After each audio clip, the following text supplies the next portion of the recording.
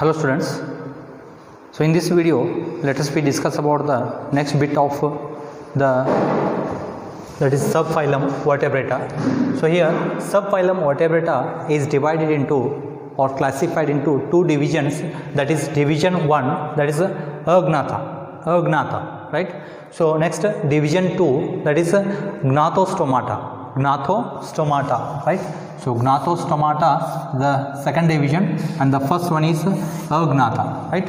Agnatha, as we studied so in previous video, that is the jawless, without jaws or jawless. So these are what you call comparatively very primitive. So these are said to be primitive. Primitive means so they are not well developed compared to the higher vertebrates, right? So these are the primitive vertebrates, we can say primitive vertebrates without jaws or jawless animals, because mouth is said to be circular here. Mouth is not formed into a jaw. For example, this is, you can take so this is the body of animal. So here there is no jaw like this. Jaw is not formed. So instead of this one, so which we observed in Gnathostomata, but in Agnatha, so if you consider this is the body, elongated body, so this is the mouth, which is circular. Mouth is circular, right? So this is what the important feature of the this name even Cyclostomata, right? Cyclo means circular, stomata means mouth here. Cyclostomata, the class. So that means only one class is here, that is Cyclostomata. It includes Agnatha. The division Agnatha includes a class that is named as Cyclostomata. This Cyclostomata examples, so what we have taken, lampreys and hagfish, right? Lampreys, hagfishes, common names, and scientifically we can say petromyzon for lampreys, and hagfish is also called myxine, right? Myxine. So either myxine, sometimes also pronounced as myxine or myxine. So you remember this one, hagfishes commonly called as hagfishes, and petromyzon is commonly called as lampreys, right? Lampreys. These are the examples. So for the Cyclostomata as well as the Agnatha, because the unique class that is there in the unique class Cyclostomata is present in which is comes under Agnatha, right? Agnatha means jawless, you remember. Agnatha means jawless, right? Even they shows another special feature, that is they have single nostrils, right? Vertebrates may shows either, the subphylum vertebrates may shows either two nostrils or single nostrils. These are primitive, of course, and which is showing the single nostrils, hence it is also referred as monorrhina, right? Monorrhina, right? Rhina means here nose, which is indication of nose. Mono means single nostrils, or rhina means nostril, you can consider. So nose like structures, which is a opening, okay, single opening is present, so that's why we call it as a monorrhina, right?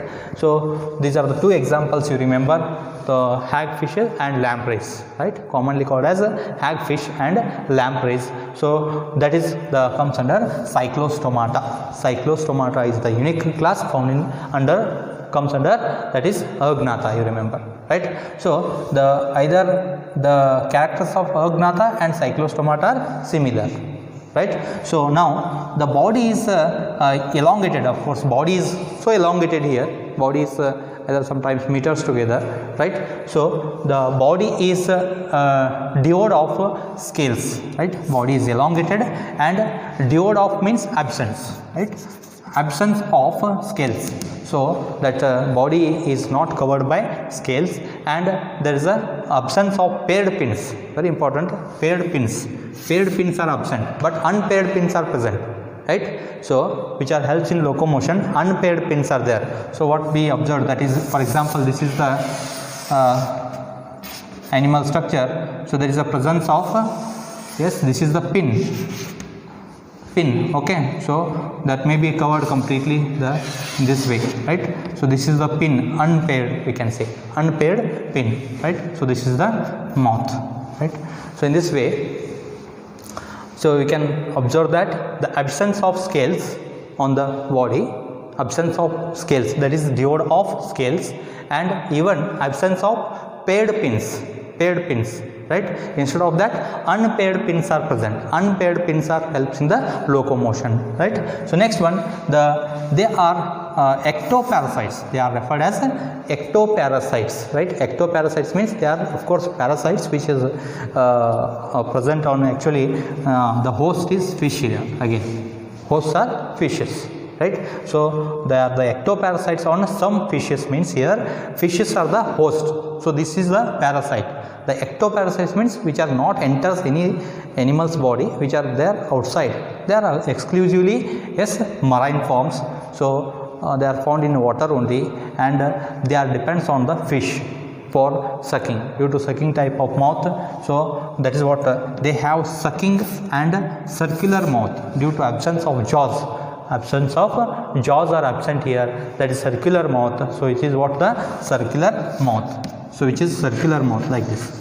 Okay, circular mouth is present, hence the sucking type of mouth we can say. So which are attached to the usually what we call fishes, or depends on the fish, other fishes, right?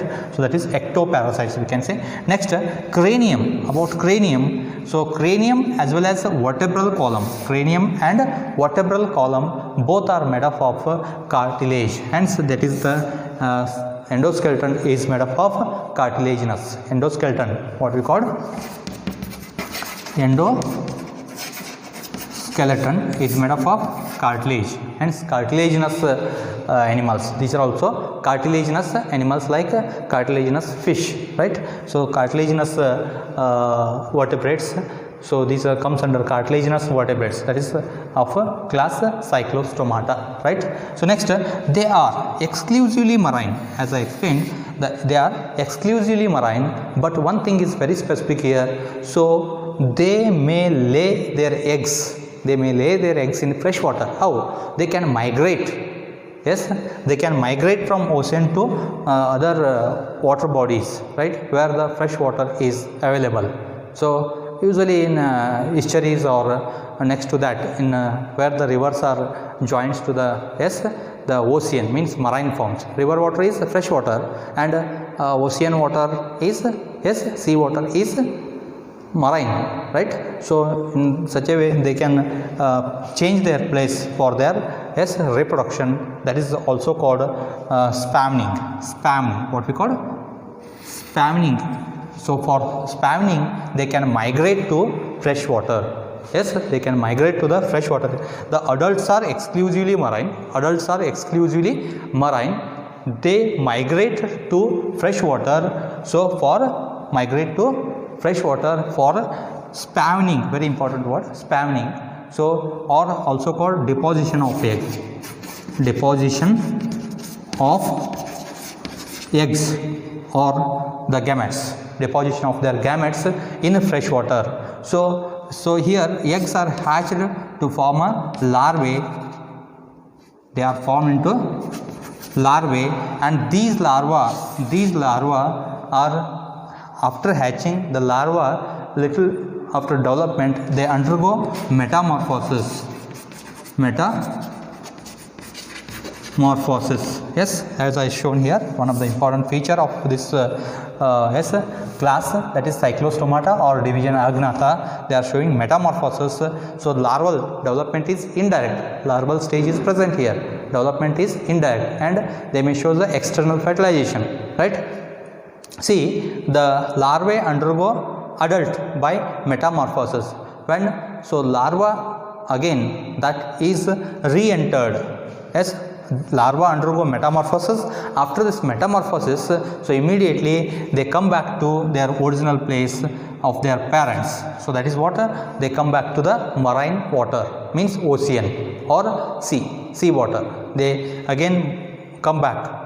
Okay, so their original place means their parental place. So once they enter the fresh water, they lay the eggs. Very important feature here. So the behavior we can consider, behavior of these animals. So they are exclusively marine. Adults are exclusively marine forms. But what happens once they enter the fresh water for laying the eggs or gametes, deposition of gametes in fresh water. That phenomenon is called spawning, right? Spawning. So after spawning, what happens? The parents are going to die, right? The parents are died. So later on, so the larvae undergo metamorphosis. They re-entered the marine water, right? So such a way that is modified, right?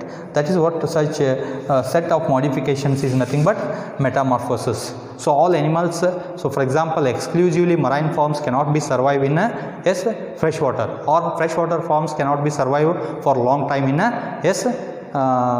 marine water. So they are adjust to that kind of environment, the habitat, to that habitat. Right, so that's what the adults are surviving in marine, but larvae can survive in the fresh water after metamorphosis. Metamorphosis means some changes, after some body changes, so that re-entered the marine forms, you remember. And next, about respiration. Respiration is, as you know, the gills. See, these are aquatic, means there is a presence of gills, but here, so 6 to 15 pairs of gills may present in each animal, right? So that is what one of the important feature, because the body is so elongated here, and 6 to 15 pairs of gills. Even in fish, their number is less here. Okay, less than 5 or 4 pairs of gill slits are present. So but in here 6 to 15 pairs of gill slits are present. So as I explained already, metamorphosis, right? So this is about the general features or the common features of Agnatha, or also called Cyclostomata. Agnatha or Cyclostomata, right? So in systematic hierarchy, so as I taken here the phylum Chordata, right? Kingdom Animalia. Under that phylum Chordata, subphylum Vertebrata. Next division Agnatha. Next here you can write, so below that, so you can write, yes, class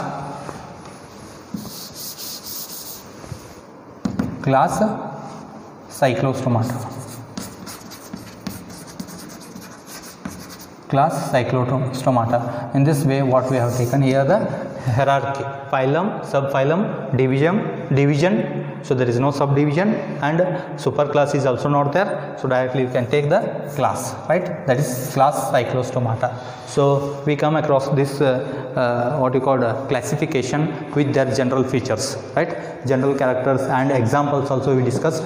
Remember, so vertebrata has 2 divisions, that is Agnatha and Gnatostomata. Agnatha have only one class, that is Cyclostomata. The examples are, yes, lamprey and hagfish. So and remember these characters for both Agnatha as well as Cyclostomata, or for the division or for the, yes, class Cyclostomata, right? So this is about the, yes, general features, you remember. And in the next video, let us we take the we will discuss the, that is division, Gnatostomata, and their superclass and classes. Thank you, students.